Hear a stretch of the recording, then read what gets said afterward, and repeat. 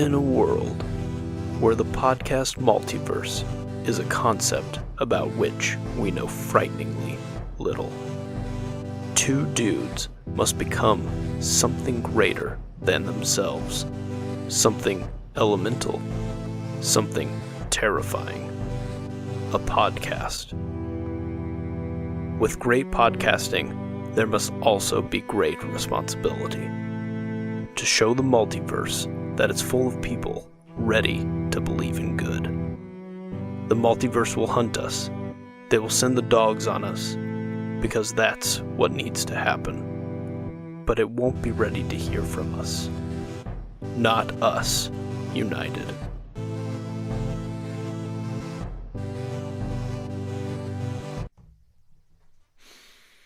What did my uncle say? Hot tea? He has one of those. He like always does like a toast. He's like, to our wives and lovers that they may never meet, or something like that. And then he says, Classic. Oh, what does he say? Never mind. Okay. Another time. It's pretty inappropriate, I'm pretty sure, Well, too. Is this the same uncle that said the hot tea thing? Or where'd you No, get hot that's tea my from? father. My father's like, that's not cold your coffee, uncle's... that's hot tea. Yeah, you would say your nephew's uncle. Wait, not your nephew's. Your cousin's uncle. Yeah, I guess. That's your- one way of it's your saying father. my father. Yeah. That is... Never thought of that. Yeah, my cousin's uncle. You mean your dad? Well, welcome everyone to Not Us United.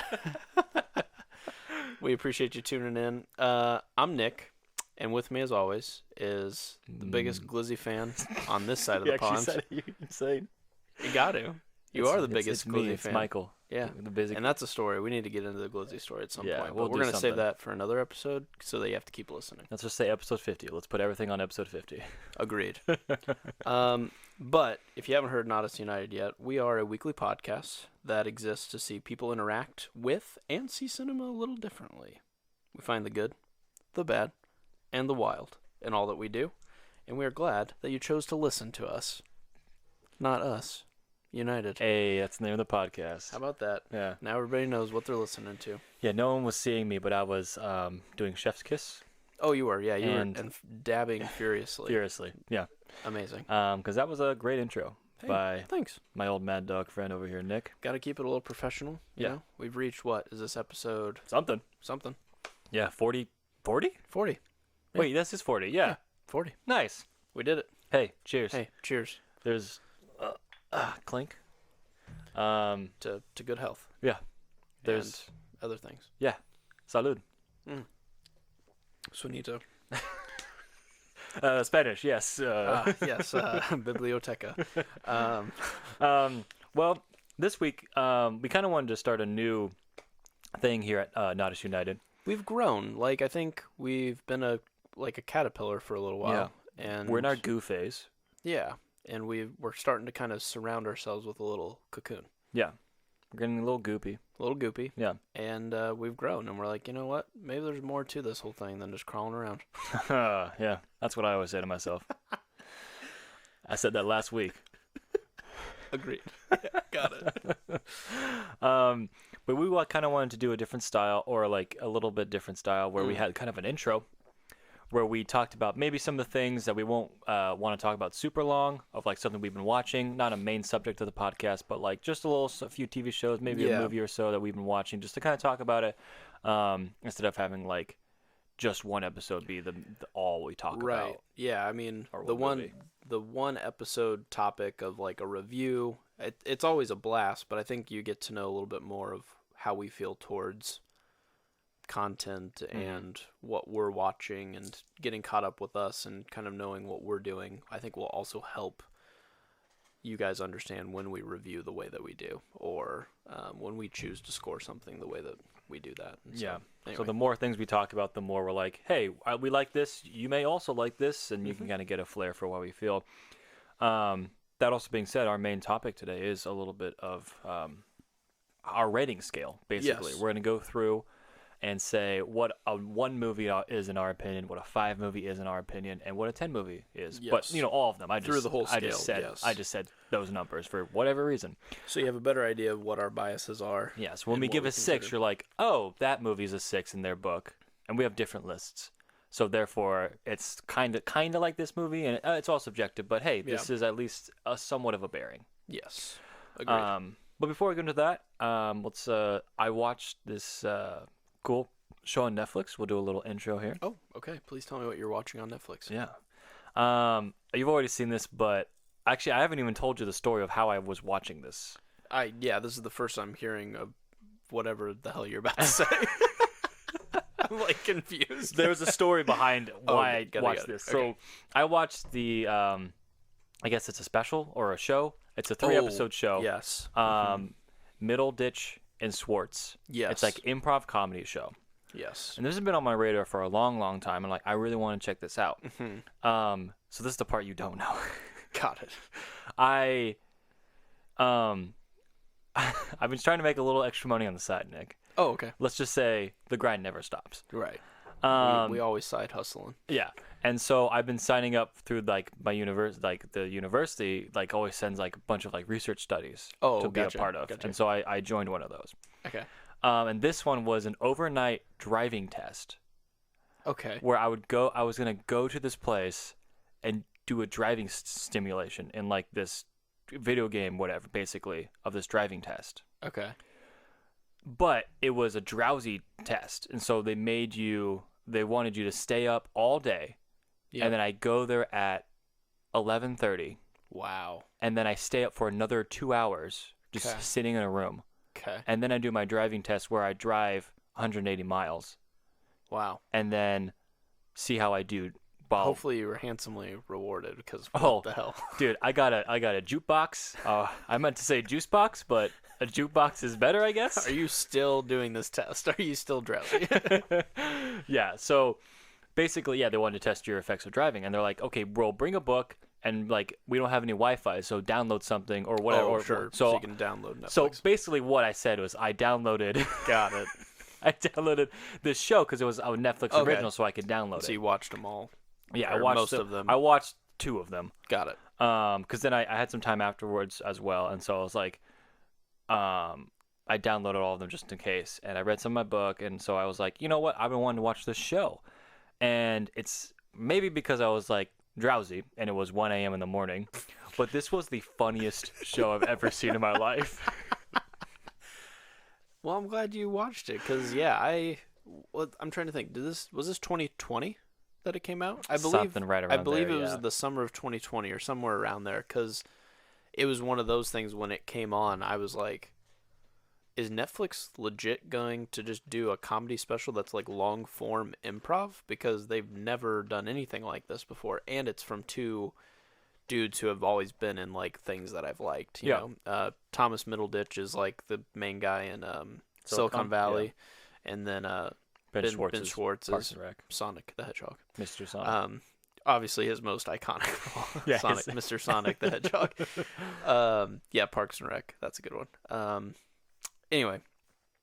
But yeah, tell us more about it. I mean, obviously they do long form improv. Yeah, long form improv comedy, about 50 minutes long. They get a prompt and then they just go at it. And it isn't a live studio audience. Yep. And so like they ask these people, the first one is like this wedding, and the people like describe their wedding situation, and it's like insane, and then they just go off of that. And dude, this is hilarious to me. And I will X the drowsiness that I have enjoyed it or whatever.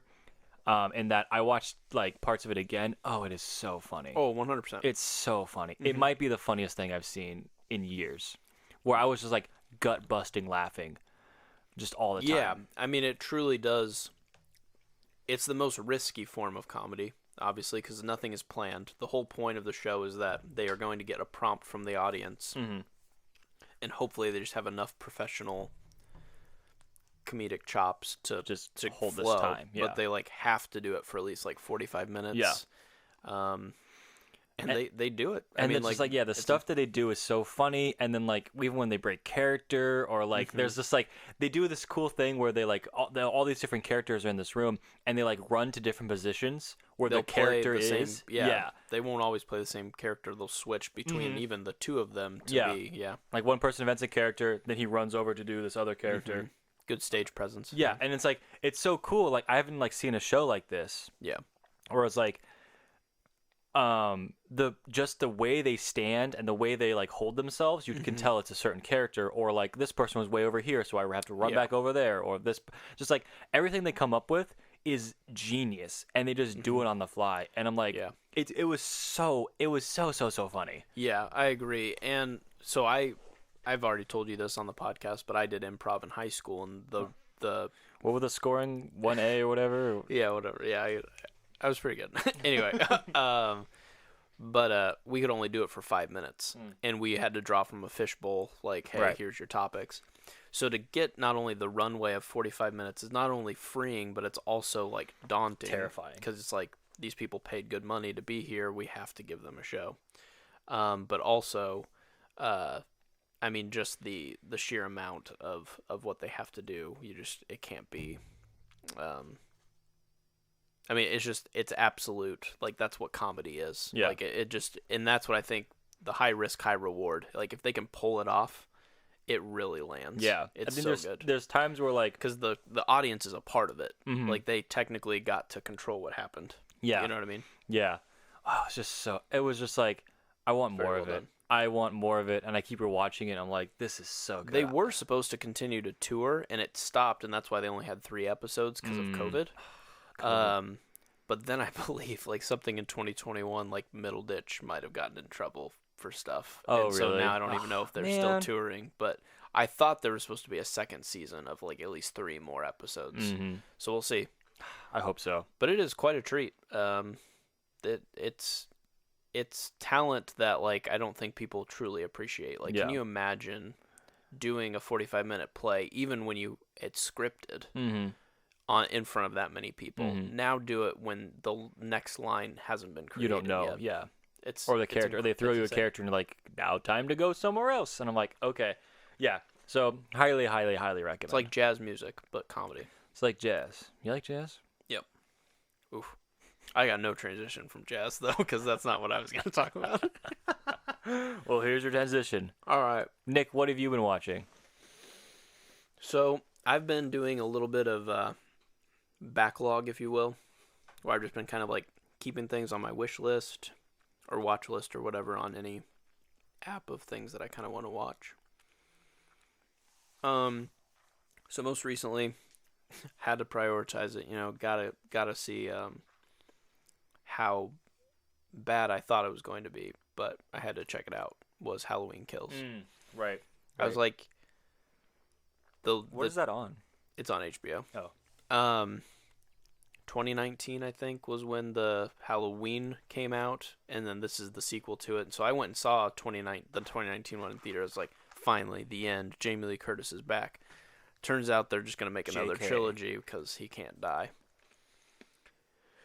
And so this one just felt incredibly unnecessary because now that I know the trilogy exists, it's more just like, how can we put you in some sort of belief that Michael Myers could be stopped, but he won't be because there has to be a third movie. Right. And this movie did that. So it was rough. I've heard nothing but bad things.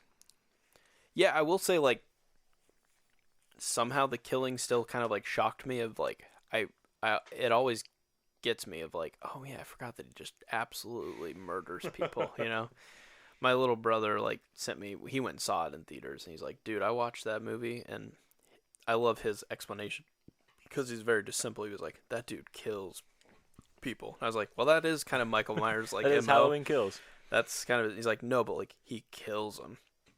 And I would agree. After watching this movie, he kills people in this movie. It's brutal. Probably the most brutal like I've seen in the series. Oh. So in that regard, good on you. But it's still the classic, like, Michael Myers has to be stopped tonight. So I think what we should do is we should all spread out and be one person, or maybe a car full of people, but only one of us have the gun, and then he just proceeds to kill all of them. Yep. And it's like, nice. Yep. So yeah, if you really like the formula of Halloween and you don't give a rip about quality of story or If you don't care about, like, I don't know, the general plot line, then I think I got a movie for you.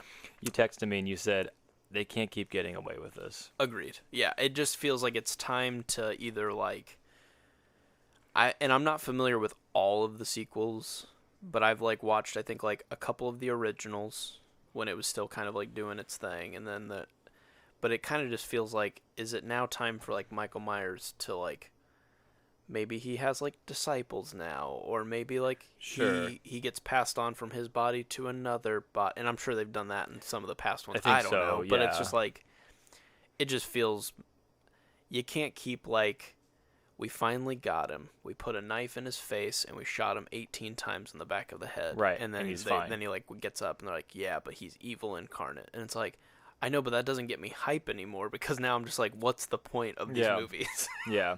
And I think the true point is you just watch them to see people get killed. Yeah. And if you're into that, if that's like, because that was what Saw eventually became too, where it's Sure. like, let's just watch people die in interesting ways, then hey, these movies are for you. Yeah, there's definitely like a fan base for it.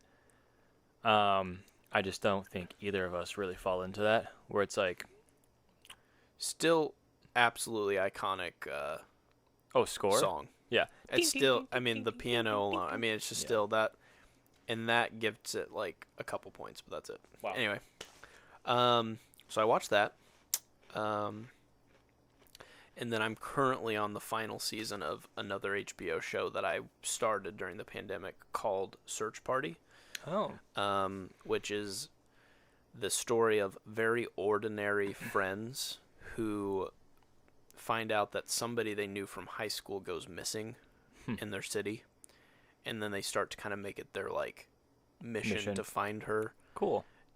And then chaos ensues because they kind of find clues that they weren't supposed to ever find and that don't really point in the right direction, but it ends up allowing them to like solve where she's at.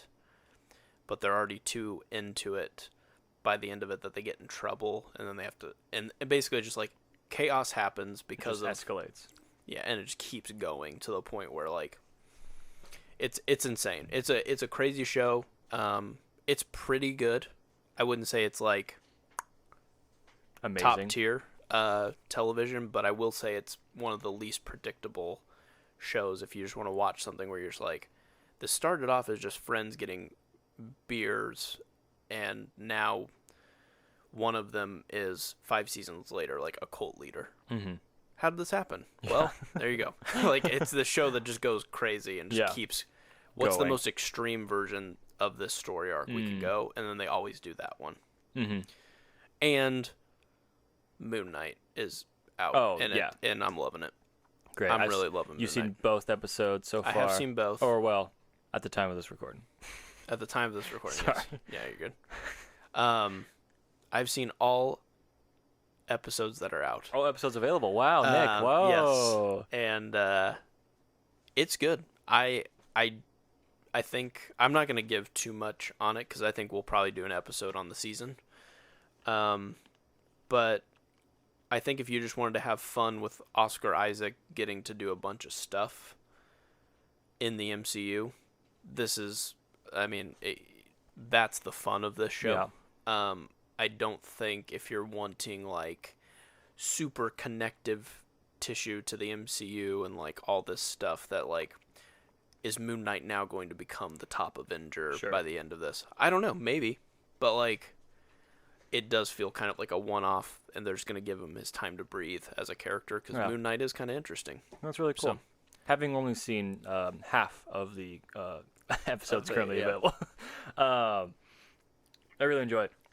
Very cool. Really, really good. I like the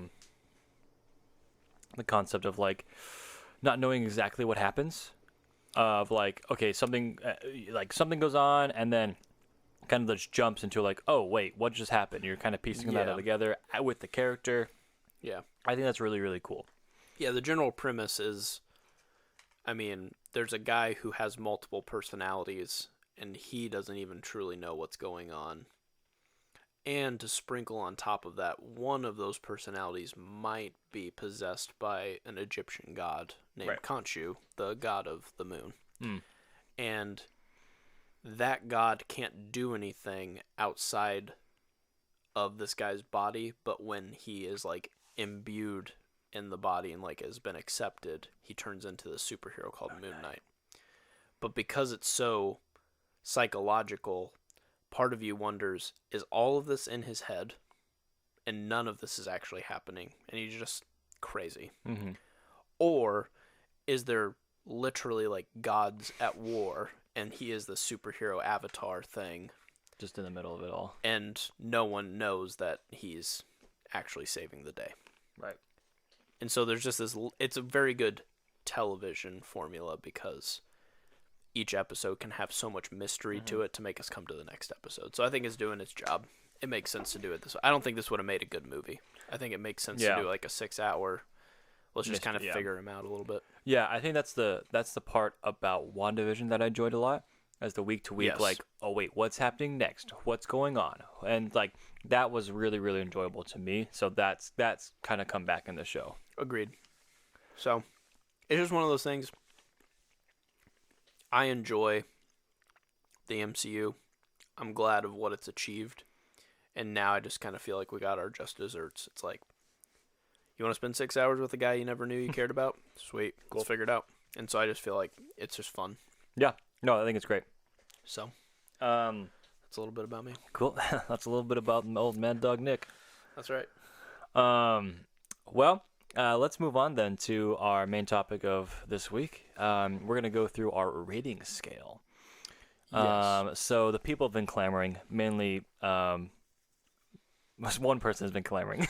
One person, one fan. One fan. And I thought it was a great idea. And so we are going to go through and basically give our opinions of 10 movies, rated 1 through 10, and say like kind of our general idea of like, okay, well this is like, and maybe like give reasons why like this is a 3 in our mind or this is a 6 in our mind. Just to give you a brief understanding. So when we do drop, hey, why are all of your movies at 7?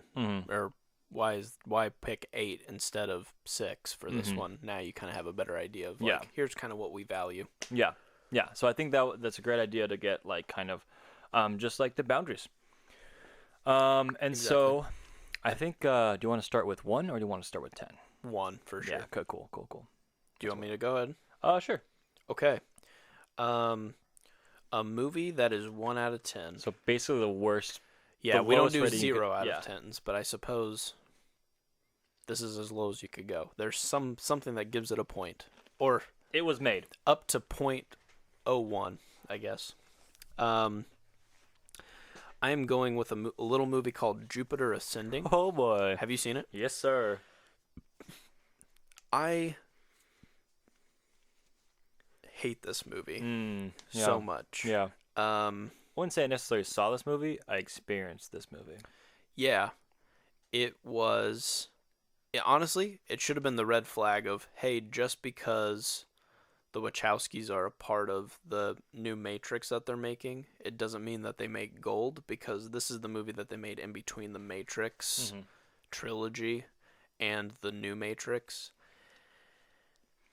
And it is rough. Yeah. I think why I would give this movie, not just because I'm like personally like this sucks. I mean, it just like storytelling didn't make sense. Nope. At one point, it's like the main character is going to, she's the queen or something, right? You're going to be the queen, but she have to marry like, it's some like inbred thing. And sure, I remember that. Channing Tatum is like part wolf but part man, yeah, who has sky boots. Pause. Why is that not the coolest thing for you, though? Exactly. That's why it gets a 1 out of 10. Because Channing Tatum is half wolf, half man, who has sky boots that allow him to skate through the sky. It just feels like somebody said Wachowskis, and people are like, yeah, sign me up. Yeah. If those are the people that made Matrix, let's do it. And then the Wachowskis are like, oh, shit. They said yes. Yeah. Sky boots. Wolf, sky boots, and then there's bees involved. Oh, yeah, she controls the bees or something? And then there's a guy who is part spoilers, B. But but he's not actually a bee man. But Wait. he's like somehow got bee something with a DNA. bee. Oh, like dino DNA, And then but there's bee DNA. this is everyone's introduction to Eddie Redmayne before Theory of Everything? Theory of Everything. Yeah. It was like right around this time. He won an Oscar for Theory of Everything. The same year he won an Oscar Yeah. for being Stephen Hawking. Yeah. But in this movie, he only whispers or screams. He Nick Cages the whole movie. And I want revenge. I don't know, whatever he says. But it's some of the worst stuff I've ever seen in film.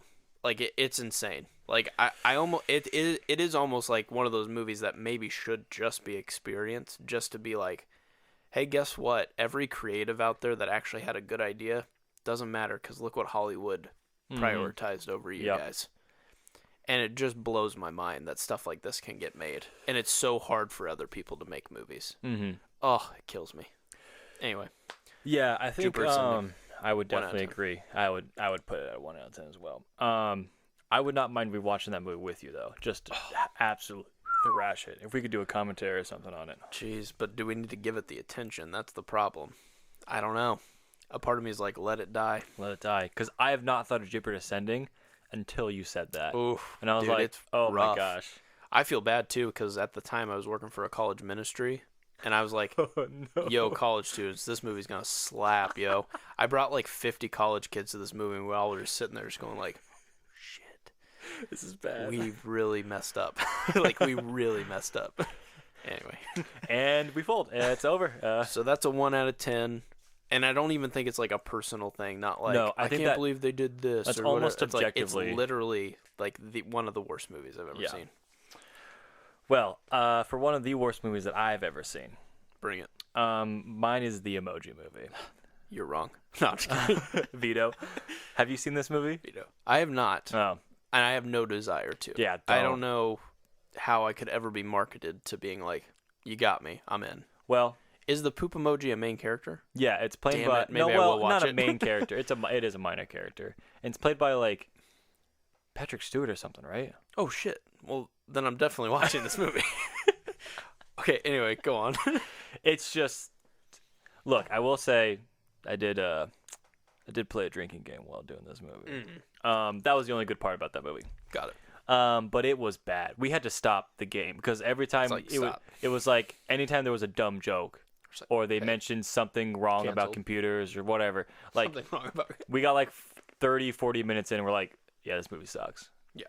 It was just everything wrong about cinema and everything wrong about like greed. Yep. Just to be like, they made the Lego movie, so now we can make everyone uses emojis, so let's do emoji movie. Yep. Nice. And Insane. it was just like, I don't think there was a part where I'm like, I liked that scene or liked that moment. Yeah. Or I liked anything about this movie. Yeah. It was bad. And it was only fun because I watched it with a friend and that was fun. Yeah. But otherwise, honestly, it's probably one of the worst movies I've ever seen. Let's if do a not, double feature. Oh, please, that would be so that'd be so good. Just ripping these movies. We'll do the appetizer of Emoji Movie over some, meat and cheese, a little charcuterie. Charcuterie.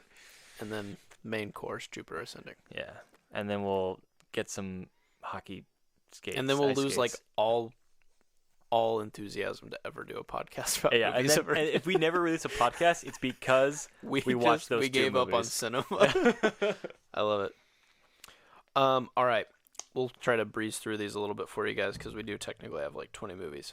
Number sure. 2 out of 10 for you guys. This would be The Suicide Squad, not the most recent iteration, but the 2016 version With Will Smith. With Will Smith. He's the only thing that slaps in this movie. Anyway, he was the only good part, and he gets a 2 out of 10. And this was obviously pre-slap days, but he did slap in this movie.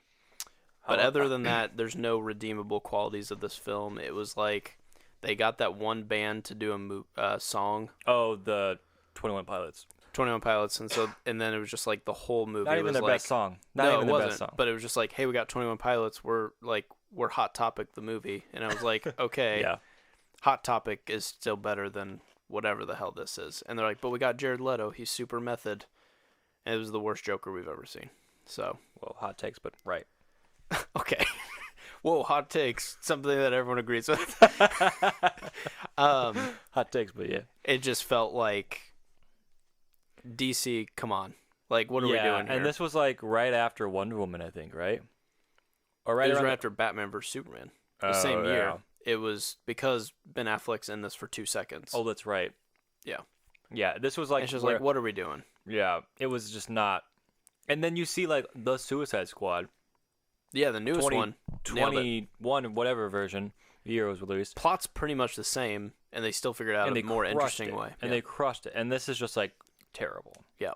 I think it shows you that directors matter, and plot does... not necessarily plot, because the plots are kind of similar, but like, it just... Style and like it just design felt and they characters. They were selling a theme instead of a movie. It's like, hey, look, everyone's tattooed out. Here's Margot Robbie. Okay. We did it, right? We did it. And it's like, okay, got it. And it was bad. It just felt like they had like 10% of an idea here. 100%. Yeah.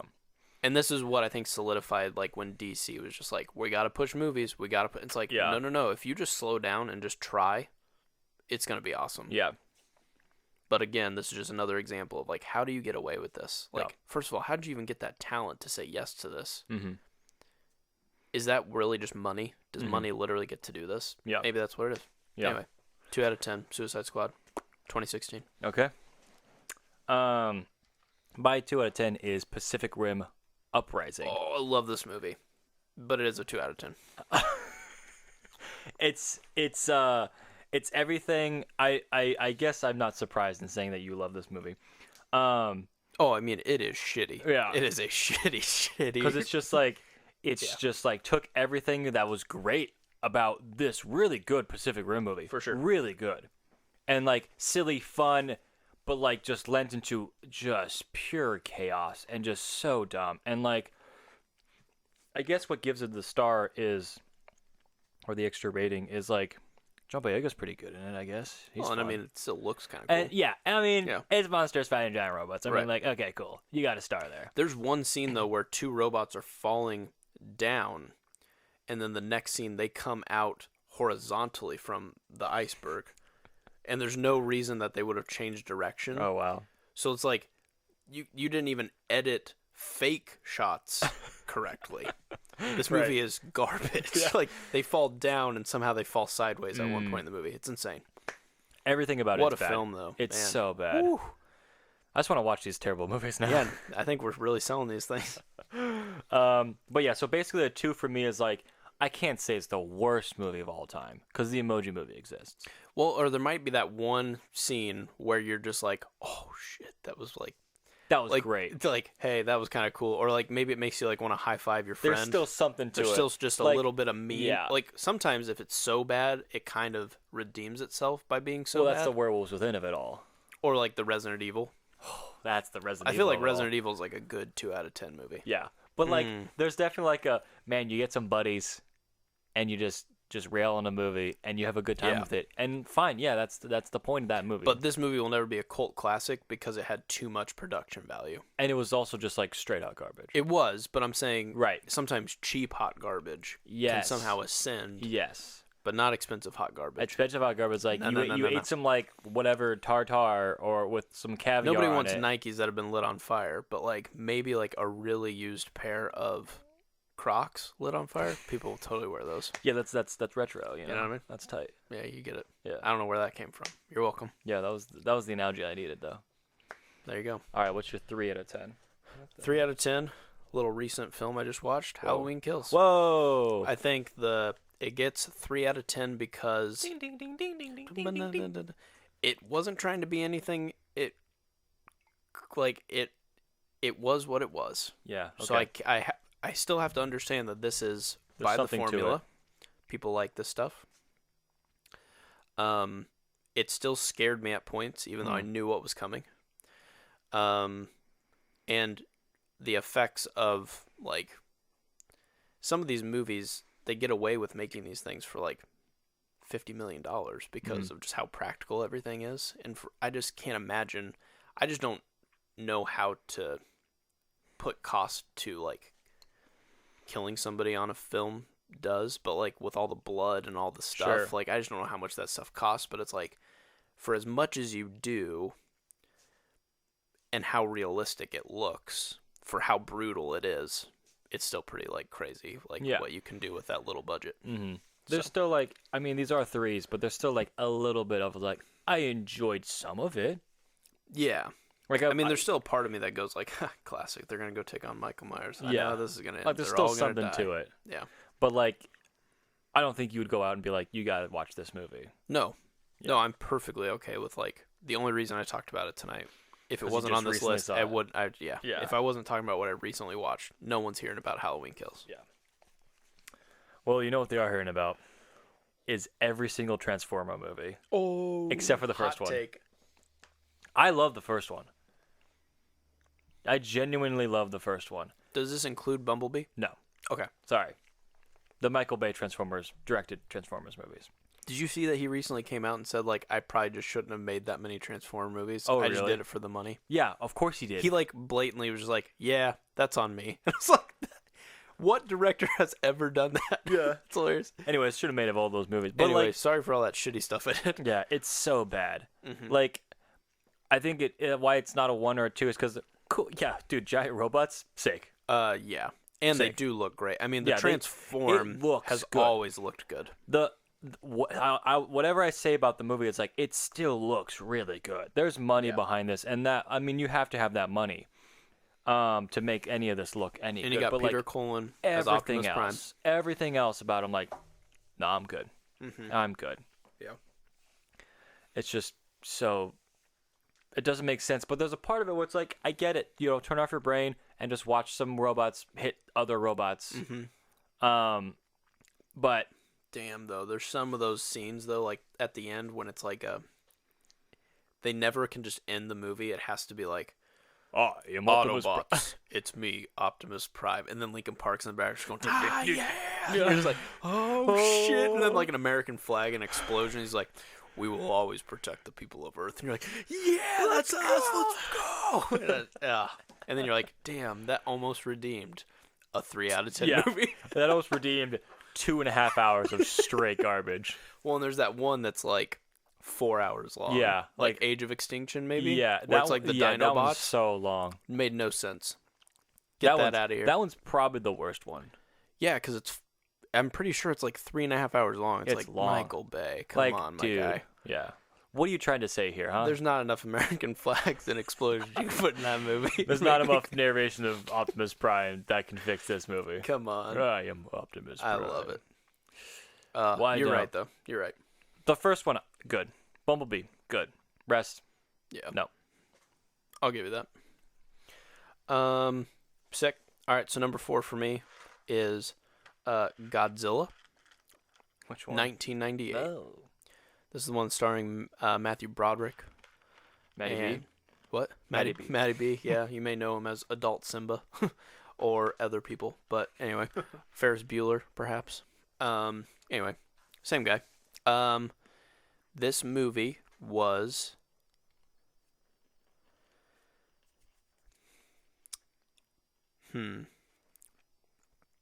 Why do I give it a 4 out of 10?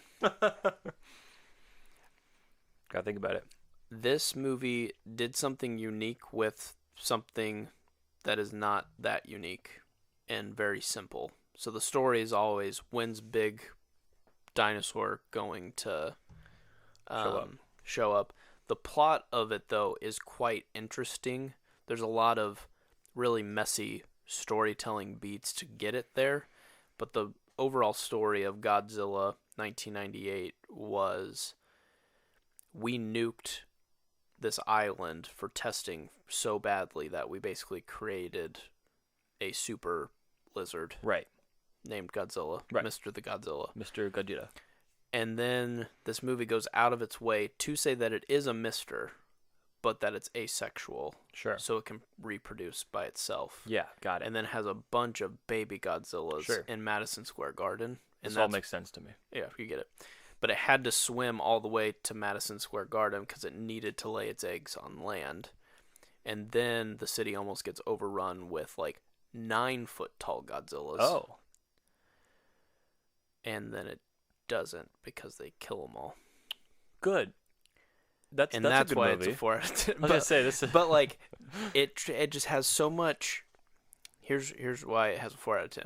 It is a bad movie, but it really wants to try to not be a bad movie. There's like this unnecessary love story that's in it. There's this unnecessary needing to sympathize with Godzilla because he's a victim of we created him. Right. But we still have to kill him, but we're sad about it. Yeah. But we're not sad because he killed everyone. Right, but like we're not sad about it.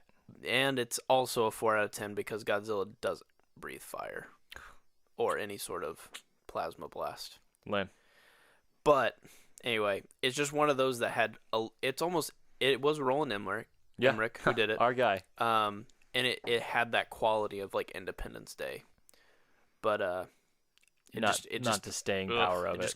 It couldn't get up there. It's just the classic like, let's lure Godzilla in, we'll take him down, and then everyone pulls the trigger too fast, and then Godzilla runs away. Right. Let's just say maybe the moon fell on this one. The moon fell on this one, yeah.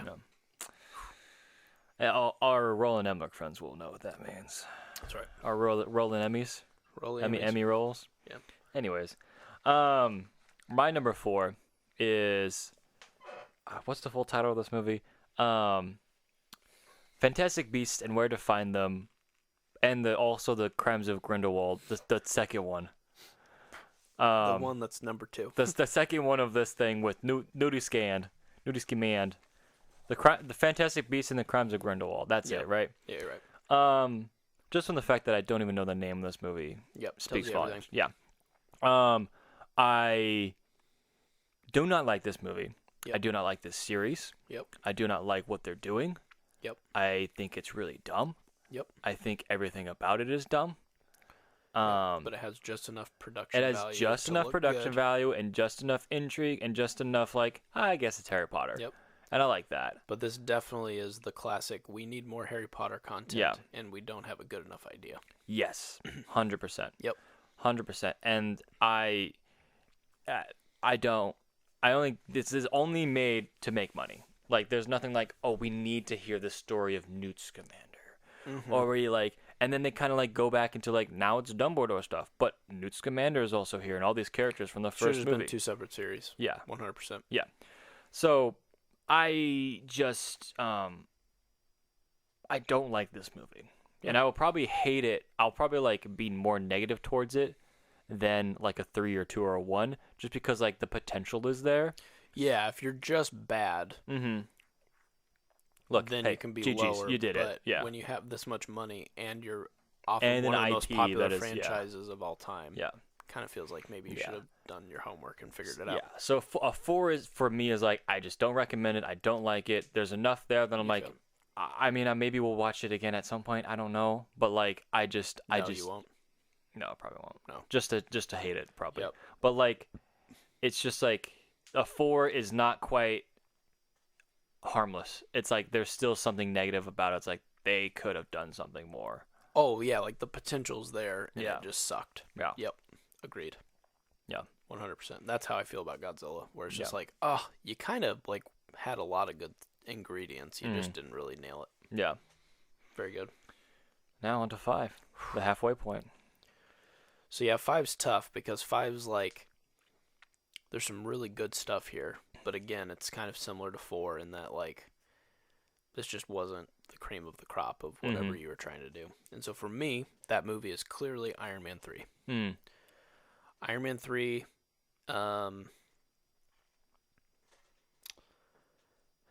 in the long term, now knowing how it's connected to the MCU, literally serves no purpose. Could be completely erased from the MCU and no one would be the wiser. Right. It was clearly a movie that they were like, he's our strongest character. We got to keep this thing going.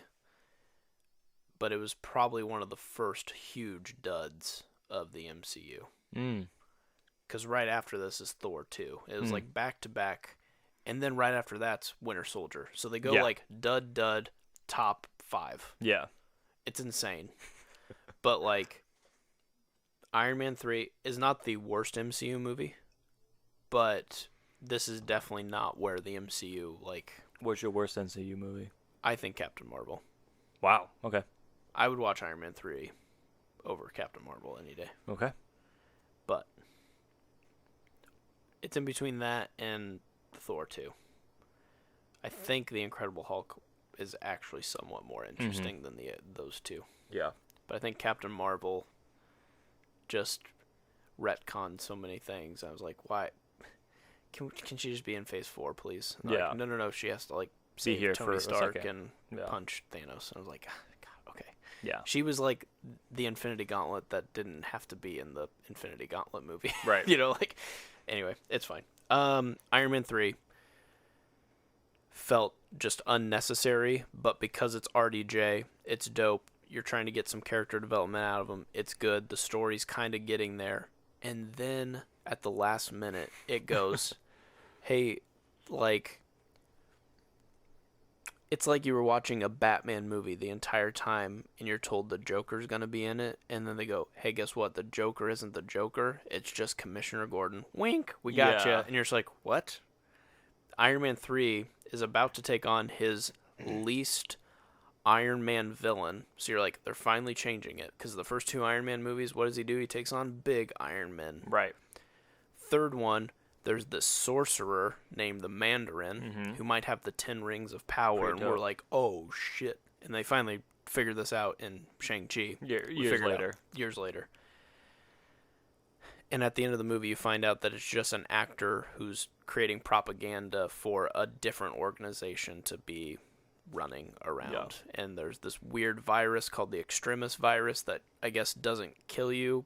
If it doesn't kill you, it helps you regenerate your body because you get super hot and you burn sure. lava out of your body. And Yeah. it's just like, it's just one of those things where it felt like you took something that hooked us, the Mandarin, and then you just didn't give us. It's definitely it loses a lot of plot points, and it's just one of the weaker entries that didn't end up serving a greater whole. And so it's just one of those. I'm trying to think of some other things. It's unnecessarily around Christmas. It is. There's just a lot of things that they decided to throw into this movie that if they would have avoided, we would have had a movie where Iron Man had 100 Iron Man suits. Yeah. And he took on a sorcerer. Yeah. That dope. would have fought 100 Iron Man suits. And we didn't get that. We got a dragon breathing Sure. Whatever it was. guy. Whatever. So to you, what does a 5 mean? 5 means you could have aimed for a home run and you purposefully bunted and you still got thrown out at first. Like you tried. Good. Like cool. I don't understand. Like, I can't say the CGI looks bad. There's 1,000 Iron Man suits in this movie and it looks amazing. Some of the comedy in it's hilarious. You get some cool backstory. There's some like really great elements to this movie. There's a scene where Iron Man himself goes to Staples and like Lowe's and builds like this random Iron Man suit out of just junk because he's an engineer. You get these really beautiful moments where you're just like, damn, that's like really memorable. And then it also is just pissing its pants the whole movie. You're just like, oh, come on. Yeah. So it's definitely a lot of a plot issue for me. It's not necessarily like I think it's strong technically, it's strong in certain acting roles, but it definitely was like with your guys' money and with your guys' knowledge of Marvel Comics, this is unforgivable. You shouldn't have made a 5 out of 10 movie. You should have made at least an 8, if not a 10 out of 10 movie, because you were just primed for it. And then they tried to retcon it later by saying, here's the Mandarin now. Sure. Okay, well then that movie still doesn't matter. Right. So, anyway, 5 out of 10. Hot takes. Yep. But not that hot of takes. Someone the other day, I forgot who, told me that Iron Man 3 was their favorite Iron Man movie. No and I'm way. like, whoa, this is wild. We wilding out here. No way. I was I kind of wanted to change gears a little bit from what I told you initially. We spent text out of what Sure. what we sent out, but I think I'm gonna still roll with it. And I'm gonna go with the movie Warcraft, which came out, I don't know, a few years ago. To me, a 5 movie is just completely harmless. Yeah. I wouldn't say it's a great movie. I wouldn't say it's a bad movie. It was a movie I saw and I forget about. Yep. And this is Warcraft. Yep. Just completely neutral. Completely neutral. Like, I don't have any hard opinions on it. I don't have any like bad opinions on it. I don't have any good opinions on it. I'm like, I saw it. Yeah. And I'm done. Yeah. Like, it is the most harmless movie. Completely, like, I would never think about it ever again if like no one else brought it up. I kind of forgot this came out, and I was like, oh, I kind of did enjoy that. Didn't I? I don't know. Got it. So I think I would agree in the fact that it's neutral, that you either have no highs or lows, or the highs and the lows just cancel each other out. So that felt like Iron Man 3 for you. But this was just like, man, I have no connection really with Warcraft. I mean, someone probably, I don't know, like play Warcraft a lot, could enjoy the movie. But for me, it was just like, I don't know anything that's going on. I like the style of this movie. I like what's going on, but like there's too much. They're throwing too much into this so quickly, and it was so nothing. Did you end up watching it? I've never seen it. Oh, okay. No. It's perfect definition of a 5 for me. I was like, I watched it. And I think once we start to get into 5 to 7 range is where you'll see the majority of movies end up. Yeah. Because stuff does get made, especially neutral content. Like, there's a lot of your, like, classic Greek mythology movie like stuff where they just, like, CGI stuff. Hercules, Wrath of the Titans, Clash of the Titans. Like, no one's going to those because they want to see a good movie. They're all going to it to be like, looks kind of cool. Let's go check out Liam Neeson as Zeus. It's all just kind of like, let's just see who's doing what. No one's watching a cinematic masterpiece, you know. Right. And we do have a lot of those films because those can bring in money. There's enough of a pull that there's enough craft there that it's like, okay, yeah, it's a 5, 6, 7. I think there's enough of like, oh, there's just something there. Look who's but in it. Yeah, it's like, oh, cool. I guess the acting was good, and like most movies now like look good, right? Like most of them have a decent budget that make them look good. But yeah, I would agree that your average score would be 5 to 7. Yep. Mine being probably 7 is a very default for me for some reason. At least with movies that we will review, because like we already filter out the ones that we don't like, and we're kind of like, for the most part, or at least we think we know what we're getting. Yeah, we've still reviewed bad movies, but it's right. But the ones that we will go to, will most likely like at least somewhat be enjoyable. Yeah. But like probably the stuff that we talk more about the intro will be like, yeah, it was a 5 and you don't have to watch it. So that's my 5. Warcraft is my 5. Fair enough. Okay, so now we get into the 6 range, and this is where it's like, this is a good movie, but it has a ceiling, and it's not going to get past it because of whatever it's doing. There's some huge flaws, or it just never could have reached that level. And so for me, that makes sense with the movie Life. Have you seen this one? No. This is like a sci-fi movie where they discover life.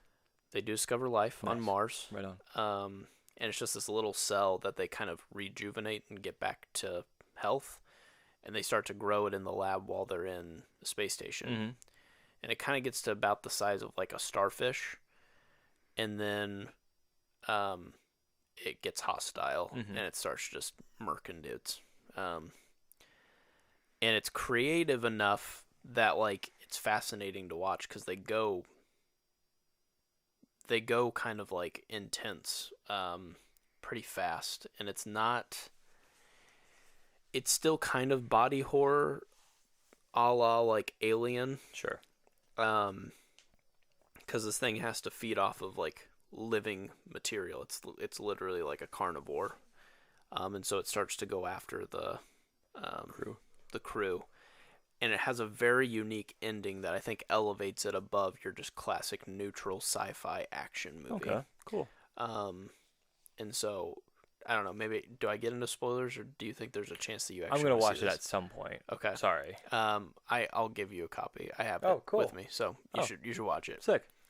But again, this is one of those movies that's elevated just above neutral because there's some pretty good There's performances. something to it. There's something unique about it. The way it is shot, I mean, I think it does what it's supposed to do well, but it was never going to be a 9 or 10 out of 10 movie. And there's still some silly things that kind of happen with, like, whenever you're in space and doing things like that, you either have to oversimplify some things or make the story kind of just conveniently like have to do something so that this specific alien that does this thing does it. But it's unique, and it was like one of the first 4K DVDs I ever bought because I saw this in theaters and I was just like, this movie's insane. I got like it's just unique. It was actually going to be originally it was pitched as the origin for Venom. Oh, was it? I thought that was just a rumor. This was going to be a movie about Venom and then how Venom gets to Earth. And Venom, instead they just made a Venom. neutral life movie. Got it. But it's got Rebecca Ferguson in it, Jake Gyllenhaal in it, Ryan Reynolds in it. Yeah. It's got some good people in it. Yeah, Jakey G. That's what we call him. I forgot that we called him that, but after you said that, thank you. Like, that's right. Oh, that's right, Jakey G. Jakey G. That's right. My 6, right? Yep. Is a recent movie that we reviewed on the podcast, and I don't even remember if I scored it a 6, but it's The Eternals. For me, a 6 is, yes, I enjoyed it, but yes, there are huge flaws. I can't say it's a bad movie. I would even probably recommend it to somebody. 6 is still pretty good. And yeah, I think Eternals is a great encompass of that. Like, there's so much to that movie that I would love to love, but I can't. Because there's just huge gaps where it's like, this does not work, this does not work, a lot of this doesn't work, but I love the ambition of it. I think a lot of movies end up in 6 for me because the ambition is there, and I enjoy that ambition, but it just doesn't hit it. Yeah. And so, like, I can't put it in like a 3 or 4, even though I didn't like it, but I respect it enough to be like, look, you tried. And that's like, to me, Eternals is you tried, and I respect it. I don't think it worked, but keep doing it, you know? So that's basically my 6. Fair enough. All right. Well, 7. Now we're getting into that kind of good territory. Yeah, 7 is kind of where I would go. This is kind of the cutoff for when a movie is pretty good, but it is not, yo, dude, you have to see this movie because it's great. Or the only reason I say, like, you have to see a movie that's below a 7 or a 7 or lower is because there's something so unique about it. Yeah. I think to the point of, like, a 7 is like recommend to a friend, period. But like a 6 or 5 is like recommend to a friend. But I'm not like spreading 7s around the world. Like, hey, I saw a movie that's a 7. Well, guess what? So did like everyone every year because they've watched a few movies. Yeah. Like 7s are still not hard to find. Yeah. Once you get into that 8 category, that's when I'm like, hey, this is like, for me, that's when it's like, you have to at least check this one out. And then if it's a 7 or lower, it has to have something unique to it that it's either it's so bad that you need to watch it, or it does this really well. There's just other parts of the movie I don't like. Yeah. So this is where I get a little controversial because this one, yeah. I believe, but hear me out. Strap in. I find the Star Wars saga as a whole to be about a 7. And here's why. I actually like the prequels more than other people do. Okay. At least according to the internet. Well, people around Friends me that I've talked to, yeah. So like I elevate the prequels to be just as good as the originals. Okay. I have no issue with that. I feel like they're all kind of doing the same thing. Yeah. And then I kind of don't like the sequels as much as some people do. But I still think that there's like levels to them that are still solid, and they're obviously some of the best looking Star Wars movies we have. But as a whole, I have trouble kind of like separating these and being like they are untouchable at Star Wars. Sure. Because I don't think that they are untouchable. Like, I think some of the things they did were really cool in these movies, and they are very solid. I don't think there's any of them that you will watch that you won't enjoy something in. If you want to see some dope visual effects, if you want to see some cool storytelling of, like, prophecy and, like, what that can do for good or for bad, and, like, there's some really cool elements here, but, like, I don't feel like I ever leave a Star Wars movie just truly satisfied. I kind of always feel like, well, that was like pretty good, but I don't really truly understand the hype of why that was so good. To the level now that, like, when I am talking with people, they have elevated it to this just untouchable level for good or for bad. It's either these are so good, just leave them alone. Don't be skeptical of them. They're Star Wars. They're fun. Blah, blah, blah. They're 10 out of 10. Or Star Wars used to be so good. How dare they ruin it? These old movies that were, like, pretty okay are untouchable. How dare they try to add on to it? And so it feels so toxic to me either way that I'm just like, guys, you understand that, like, Luke kissed his sister in the first movie because they didn't know where they were going with this, right? Like, we're aware of that, right? Like, that's the worst part of the whole Star Wars saga, is that didn't make any sense, and we just act like it's fine. And then we, like, try to make one of the coolest villains ever in 3 movies, and we decide that one of those movies has to be him being a pod racing orphan. That just is a complete waste of time. You know what I mean? Like, sure. I just think, like, we can't sit here and look at this like it's gospel. Like, this is the most biblical, coolest story I've ever seen, when it's just riddled with flaws. But it's such a fun universe that it's like, you still need to check this out, probably. Yeah. You know what I mean? But, like, I would never feel bad if I didn't tell somebody not to watch Star Wars. Wow. I'm okay with it. Wow. It's a strong, like, hey, Star Wars is Star Wars. It's a 7. I can get behind most of that. I personally love 4 or 5 a lot. Sure. And then I have a soft spot for all of them except for 9. Yeah. Pretty much. Yeah, 9 was... 9 was straight out garbage. Yeah. And I'll defend 8. Come at me. You're insane. But, like, we could have a whole topic on this podcast about what you just said. Yeah. But I think, especially, not to speak words into your mouth, but with Dune, what if in our conversations, you've said Dune has done so much more than what Star Wars has. And now that I've read Dune and seen Dune, like, yeah, kinda. But still, for me, like, I do hold Star Wars a lot higher than you do. Sure. But saying it's all if all of Star Wars we're talking about, yeah, it's probably a 7. Yep. Like, because, like, I would say 4 and 5, like, are like 9s for me. And then, like, 6 and 3 are up there as, like, ones that I like. And then 1 and 2 are, like, not very great. And then 9 is terrible. Yeah. And so I think, like, as an average, I'm like, I kind of like the original 6 a lot. And then I don't really like the other 3. And so I think I would probably agree with you that some of them are in the 8s for me. Yeah. But I just think, like, as a whole, this is kind of where I'm at. It's so interesting because, like, yeah, I mean, you could go by sequel, you could go by trilogies and be like, the original trilogy is, like, best, and then the prequel trilogy is, like, solid, and then the last one's, like, okay, most troublesome or whatever. Yeah.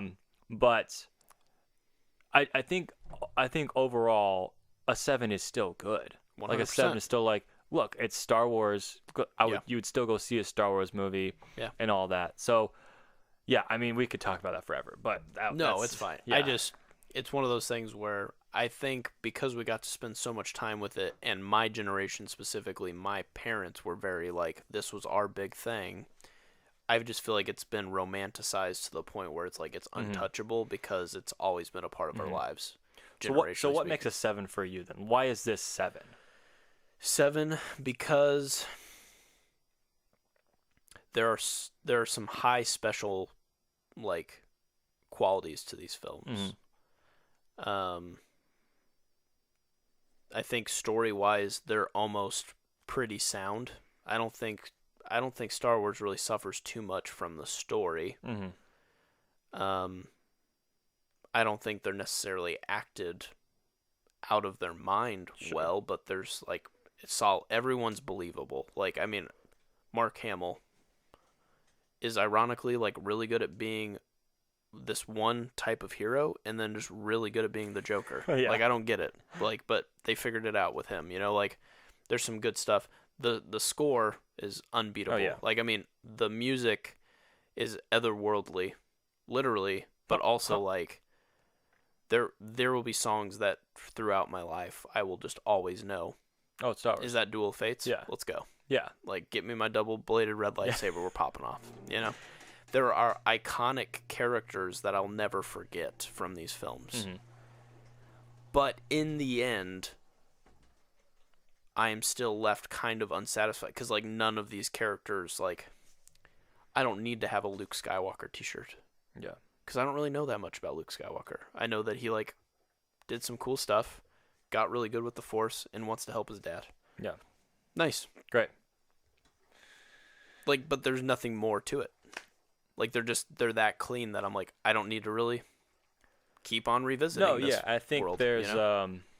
That is some of the beauty in Star Wars. It is so clean cut. Yep. But also it's like, well, there's also like, well, what's the depth of this character? Like Obi-Wan Kenobi, my favorite character in the entire series. Yep. What's the depth of this character? Right. I don't know. He's a really cool guy. That's what I'm saying. Like they did such a good job of almost like merchandising this world that you kind of want to like.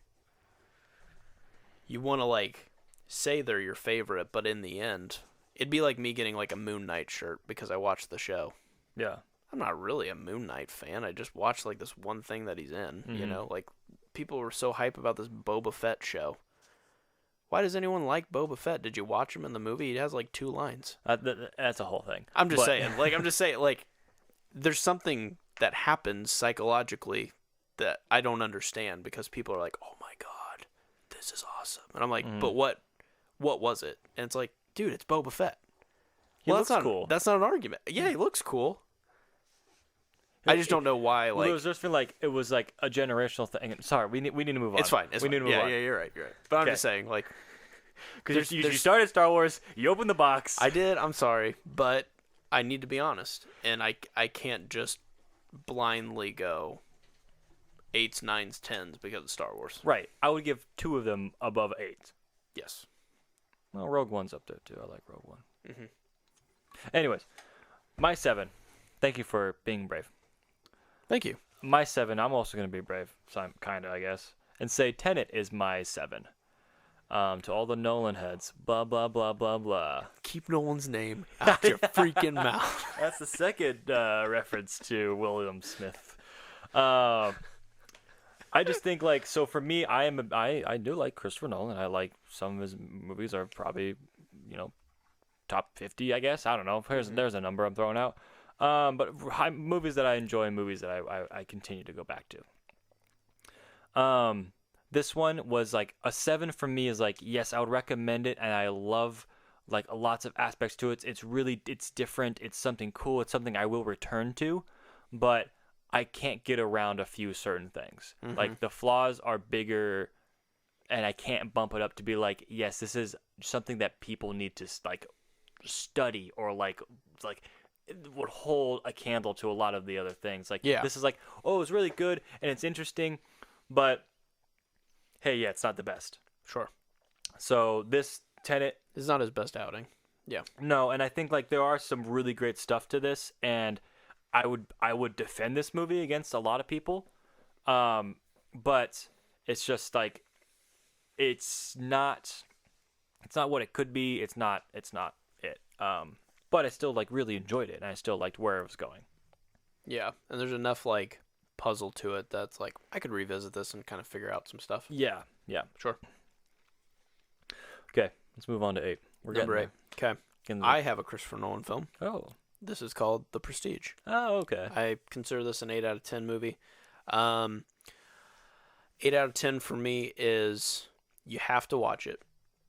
I don't think I can think of any 8 out of 10 movies that I wouldn't be like, have you seen this movie? Yes. And go, oh, well, don't worry about it. It's fine. We're getting to the high point. We're getting to the point now where it's like, hey, like, this movie does some stuff. Mhm.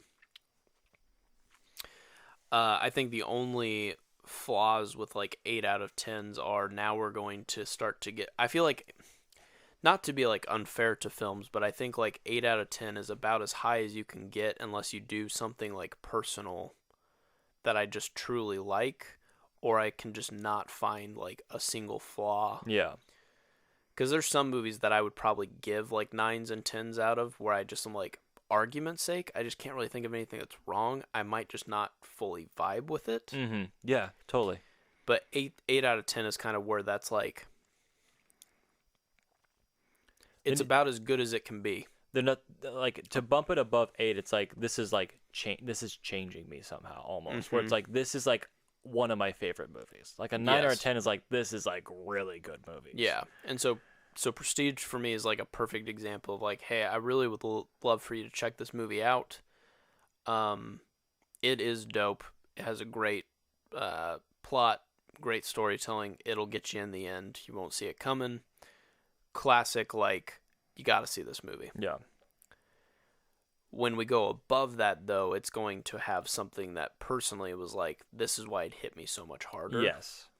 And so Prestige is like a very strong 8. I don't think it's quite a 9, and so that's why it kind of just stays right there. Yeah. I can't think of like flaws immediately too much. Like it's pretty clean in that regard. But there wasn't that thing that bumped you up. There wasn't the thing that's like, oh, this was awesome. And yeah, this was like... and it'll make sense why my 9s and 10s are what they are. Yeah. Like because those are 9s and 10s, Prestige will never get to be that because I can't reconcile. Yeah, if this is a 9, that if you say this is a 9, and you're comparing it to another 9, it's like, well, what's the difference here? I love this movie way more. So I think like 8 out of 10. The best way to look at 8 out of 10 is kind of like a ceiling or like a soft cap of like that's about as good as a movie can be without me just really loving being some one of your favorite aspect movies, of it that I just can't get beyond it. Yeah. That I have to go. That's a really good point. Yeah, I would definitely agree with that. My 8 is kind of a little weird. But I like it. It's Jumanji. Oh. It's not original Jumanji, but it's newer Jumanji, but not the sequel to Jumanji. The first Jumanji. Jumanji. Welcome to the jungle. Welcome to the jungle. Hell yeah. This movie totally shocked me. Loved it. And I mean, we had a conversation before of like comedies are kind of hard to rank, where this was like, I just had a blast with this movie. And this is a movie like I watched probably like 3 times in the span of a week with different groups of people. Because I watched it here, then I went over to this place, and we watched it there, and I like was traveling around and doing all kinds of stuff. But this was just fun, and it was just a really great comedy, and it was inventive and like something. I mean, maybe I think this is a talk of like expectations leading to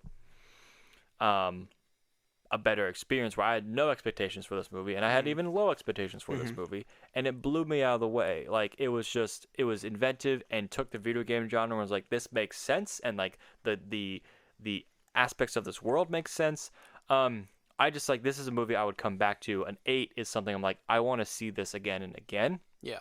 But again, there is that soft cap. Like, I'm not gonna say Jumanji is the most perfect movie of all time, Right. but it's really fun. Yeah. And I would watch it with someone, and I would recommend that someone else would watch it, For and sure. I would watch it with you like anytime. Yeah. Like an 8 is like, oh, I'd watch it with you tomorrow if you wanted Yeah. to, or I'm whatever. not gonna be turning down an 8 out of 10 movie. Yeah, exactly. I So get you.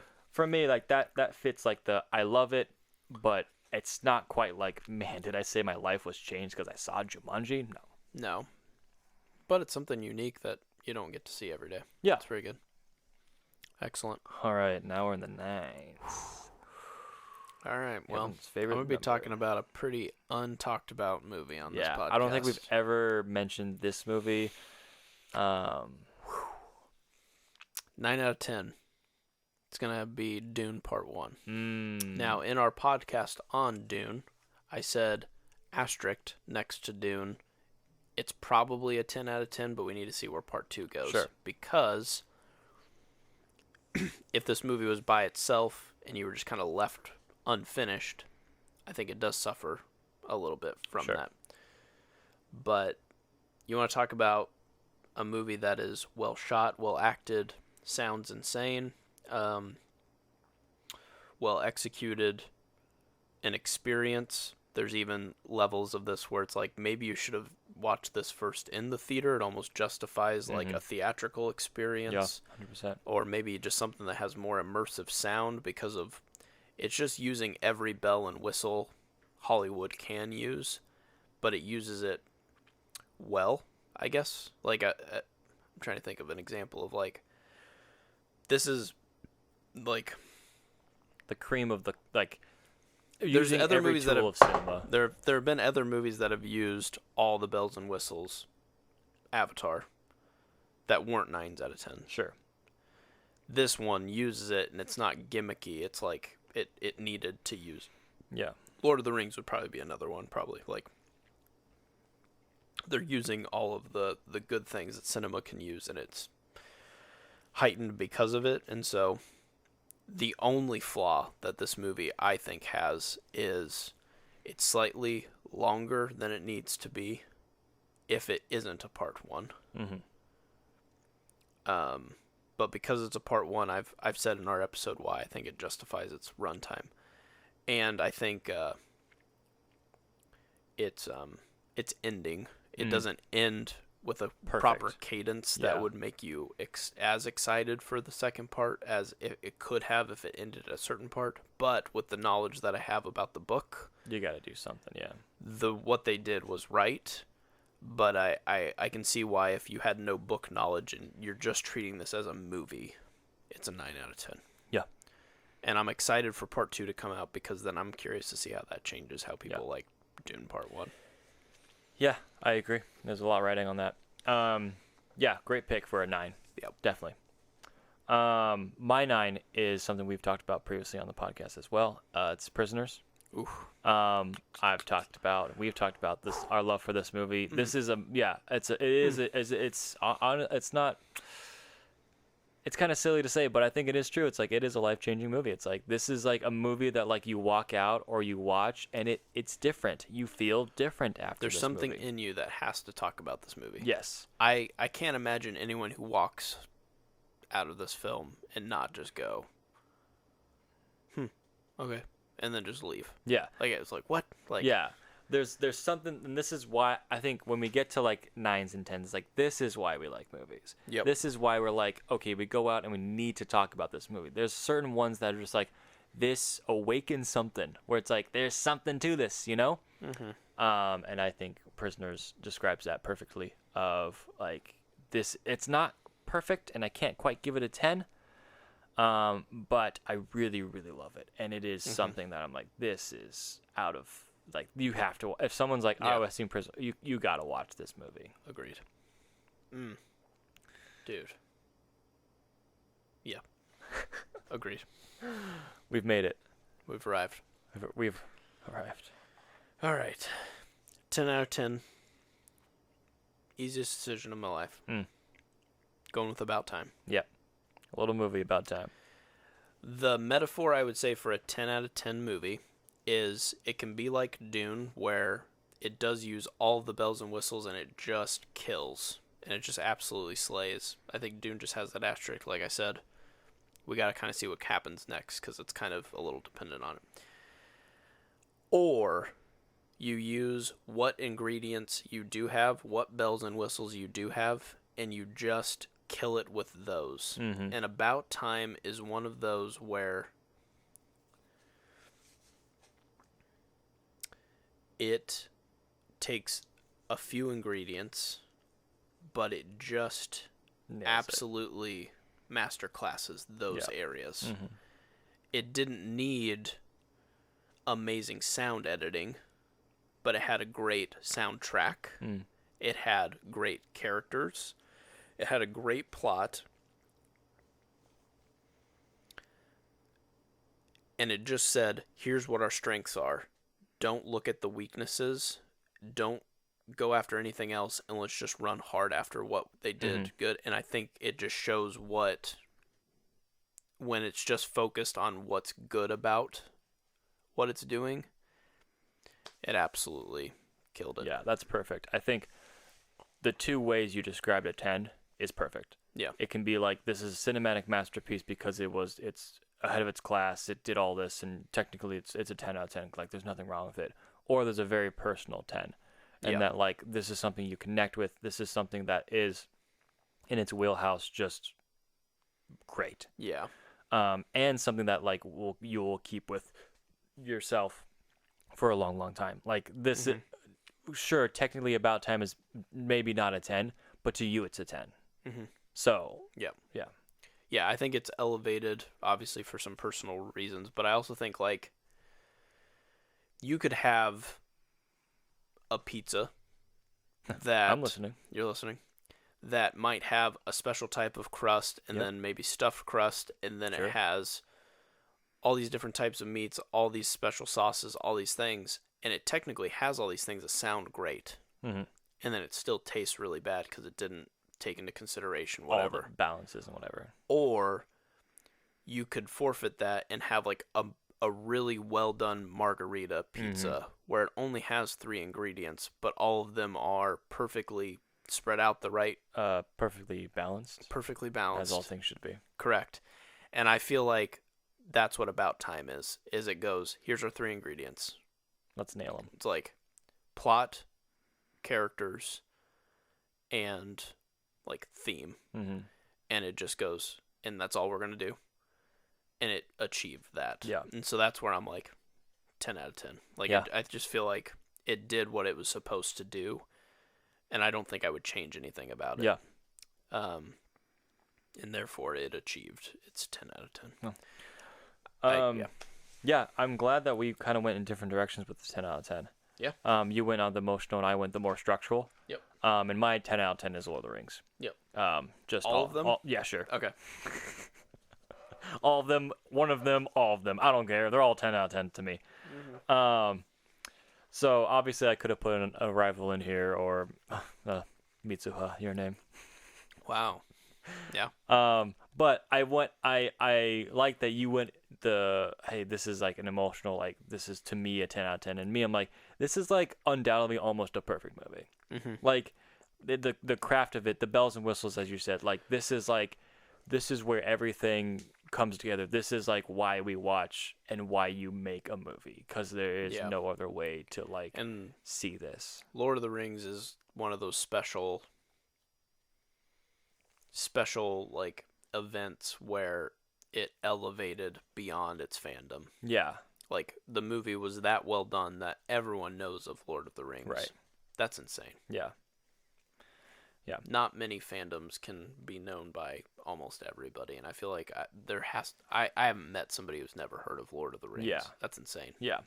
And I think just like the craft of it is so good, and like the meticulousness of making everything, and it is just extremely well executed. Like, I mean, it was performed well, like Oscar wise, and just like, so the craft of it is just so good. So I think it's when I think of a movie, when I think of like cinema as like at its peak, I'm like, oh, this is what it can produce. Love it. So Lord of the Rings, pick one, and I'll say it's a 10 out of 10. Love it. Man, well, that was good. I think that shed some light on kind of where we're at. Yeah, I hope that made sense to what we're kind of thinking, why we would give something a 7. Why would it get something a 4? Yep. What are thoughts on either these movies specifically or the numbers in general, compared to be like, oh, he said that Eternals was a 6 and he gave this other movie a 6, so therefore he thinks kind of like this. Yeah.